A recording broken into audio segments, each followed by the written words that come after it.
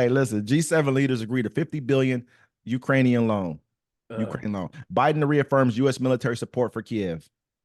In Italy, G7 leaders have agreed on a plan to loan Ukraine $50 billion. G7 host and far-right Italian Prime Minister Giorgia Meloni said Russian assets frozen after its 2022 invasion of Ukraine will be used to finance the deal. Ukraine's President Volodymyr Zelenskyy joined the talks, where he met with President Biden and signed a 10-year bilateral security agreement with the United States.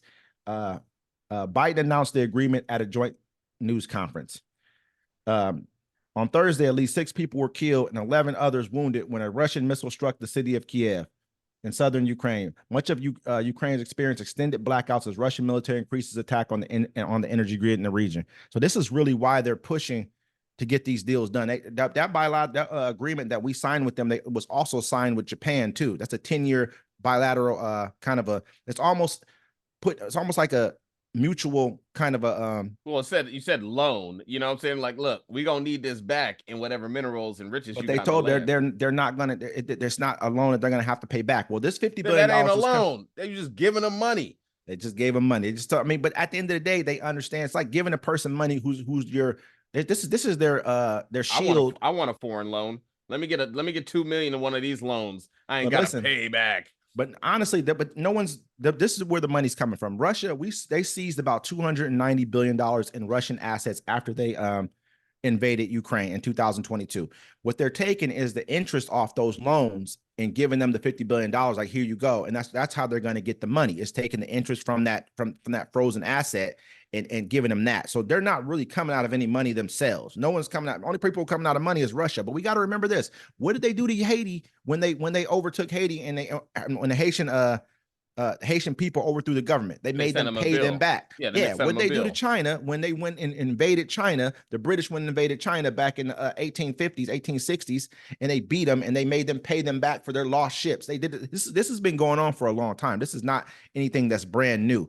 And so I agree with it. You know, at the end of the day, you got to imagine they got 50 billion from these guys. We just gave them 60 something more billion dollars. Plus, I think we've given them a total of 170 billion. Not all of it's been paid out, but that's how much we promised them. Europe's given them, I think, over $100 billion. So it's been funded. The war's been funded quite well, but people understand what the end game is here. You know, and so it's an important fact of it's a global conflict that we're not really seeing all the different ramifications of, and I think this is very important that we made sure we gave them this money. Even then, this G7 that they just had here was hosted in Italy, right? Italy, I mean, the G7 is just 7 nations. It used to include Russia before, but they ended up kicking Russia out after Russia invaded Crimea. So, you know, that's pretty much why Russia got kicked out of it.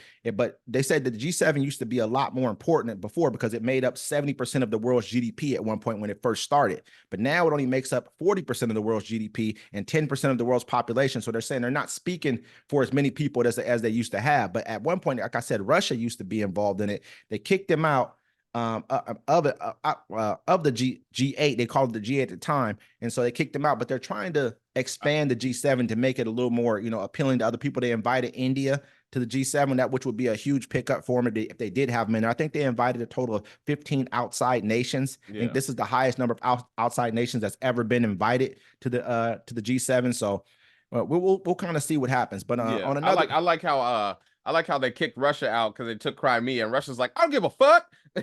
I mean, at the end of the day, I'm gonna take some more. And they had to stop me. Yes. Who's gonna do it? Send one of your rockets. I'm gonna show you what I can do.